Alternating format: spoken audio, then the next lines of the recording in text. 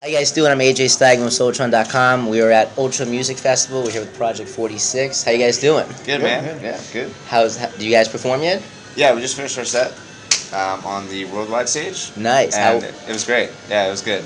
Yeah, it was pretty awesome. How was it? Like, was it? How long were you guys performing? We had 1 hour set, but it was cool because people brought like Canadian flags and everyone knew like lyrics to our songs and stuff. It was really cool. A lot of good fans there. Yeah, we had a really early set, so a lot of people came out early for our set, so it was really awesome. Yeah. Nice. Have you guys been to Ultra before? First time playing. First time playing. Yeah. So it was kind of a big moment. So is it living up to your expectations here? Oh, far surpassed. We're on a boat right now. That's the way to do it. No, it was good. So for the guys who don't know who you are, where you represent out of, and how do you describe your music? We're Canada, so we're Canadian. Yeah. I'm from the Waterloo area, and Thomas. I'm from Vancouver. Yeah, West Coast. So. Yeah, like our music I would describe as like melodic progressive house. I mean, yeah, that's pretty much what we're. And where do you take your inspirations from?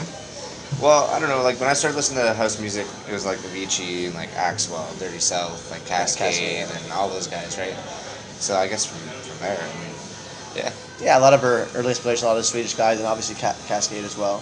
And that's kind of been our inspiration in the beginning. So, I mean, there's a lot of great talent here this year. I mean, if you could do a collab with anyone here, who would it be? That's hard. Cascade was on top of our list, and that happened. It happened. Amazing. So we'll get back to this question in a second. But, so tell me about that. How did that go? That was really cool. Like, we had an idea for a song, and we had a vocal in the works kind of thing, and we just kind of put together a frame print, like a blueprint kind of for it, and sent it over to him, and he really liked it and said, "Let's do this." And yeah, it worked out really well. That was it. It just went on from there, and then we just exchanged stuff back and forth until we finally were happy with it. And the first time playing the actual final mastered version was here at Ultra. So actually, we played it last night with him. We played a story. And we played it with him. So. You know, we opened for him and we switched off and we played it together. It was kind of cool. Yeah, that was a cool moment for sure. Yeah, you know, a year ago we were just meeting Cascade, and all of a sudden a year later we're on stage with him. Yeah, like 1 year ago I was in Stereosonic and like shaking his hand like a fan, like getting a picture or whatever.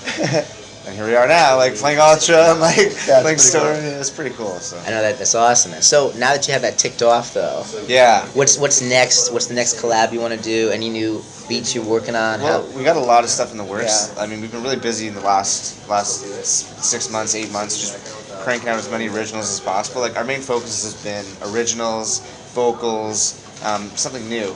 And like the release we just did had a really cool guitar aspect to it, or it was more of an organic sound. More back to like real music, like, but you know what I mean. Exactly. Like it was like an indie versus a progressive house. It was like had a little bit of a like organic indie feel to it, but it was still true to the big room progressive sound. Yeah. So that's why I thought it was a pretty cool track. So we're trying to just kind of be a little different, but still be original to what progressive house is all about right now. Yeah. Yep. Where else are you guys gonna be the rest of the year?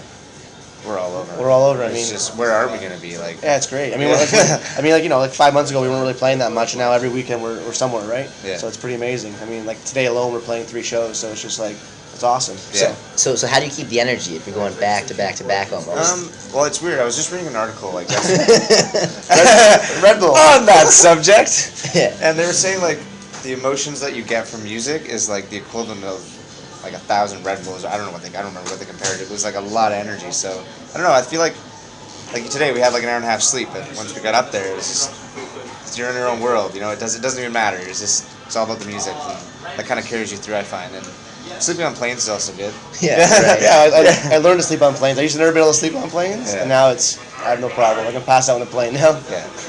So with you guys being all over the world, though, I'm sure you have to take a vacation sometime. Where would you vacation? Because you've been everywhere. I mean, a lot of. I love Vancouver. I'm a big golfer, skier, mountain biker, like hiker, running, whatever, and I can do everything there. So I would just be home and just work in the studio and go golfing and just chill. I mean, like, I'm pretty got like a pretty bad case of ADD, so I don't like being in one place for too long. So like we were in Puerto Vallarta playing Electric Beach the other day, and that was like a vacation. We were there for a whole day, and then we were on the resort, and it was amazing. It was nice. And we got to play our show, and then we leave. So that to me is an ideal vacation. So I actually don't mind moving around a lot. So the 10 days in Miami is cool too, because you have to hang out with like all these crazy artists, and it's amazing. It's the way to do it. Yeah. And any crazy fan stories along the way? I know you guys have some. Pancake posters? Yeah, I mean, like we played Avalon in LA, and then like we showed up and we had an early set time, and we got there and it was absolutely rammed. And then there's like people with pancake posters. Like I love pancakes, and I was just like, that's pretty cool. And so, like, well, one of my favorite stories too is we played a show in Ottawa like a year and a half ago for 3 people. Literally for 3 people. 2.5 hours, 3 hours, just us 3. Like they brought him in the booth and we're just like, let's do this. And we just played our show. And then it's funny because we came back to Ottawa. We played at like this other festival, this other one. And then the most recent show we did, we got chanted on, and like our fan base was quadruple full, like massive. Well, it was more than quadruple. It'd be 12. Yeah, it would be. But you know, 12 people. It was great. So I mean, stories like that are really cool. Like those are the VIP showings. That was what it was. You know, so. And that doesn't really happen anymore. Yeah, well, you go from like, you know, being a DJ or like a DJ guest to becoming an artist, where people are there, they're singing your lyrics, they're there to see you, and it's a cool feeling when your music's actually impacting people, and you're like, you see it, they're there, like, oh, like today, I mean, we're sitting at Ultra playing, and people are singing our songs. Yeah. So what are like your goals, I guess, for like next like year, 3 years here? Where would you like to see yourself? Well, I mean, we've had a good run. Project 46. What do you want people to like think? Well, we don't really have any gimmicks. I mean, we don't really have that, like, iconic, like, boom. We have pancakes. I mean, which was a troll. Like, that wasn't even supposed to. That wasn't even supposed to be like something. But I mean, we just try and make good music that's true to what like. Make timeless music. Timeless music. We like to make songs about something, not about like partying or like that kind of stuff or gimmicky things. Like we like music, like things about like feelings and like like a song like You and I that we did with Dub Vision, and like, you know, a song like No One. Like I like to think that in 3, 4, 5 years you can put it on and it still has the same impact as it has today. Yeah. Even though the sound may have changed, but it's still that it's a true song. The lyrics can be relevant. Yeah, like, you know, the lyrics can stay there. You can make a whole new production around it. Yeah. Perfect. So for any up and coming DJs, I guess, what advice do you have for them? Work really hard.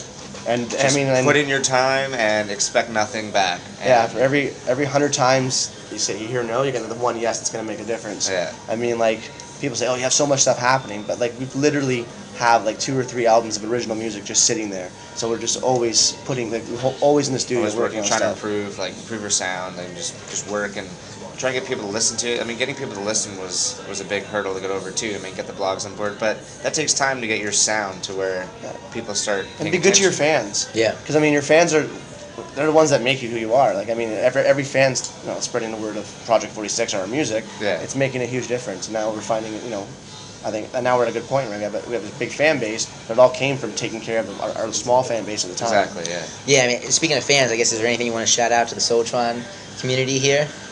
Well, thanks for all your support. Yeah, it's been awesome. Yeah, just thank you for everything, and hope you like the music, and hope you like the new stuff to come. All right, thanks guys, appreciate it. Thanks for having us.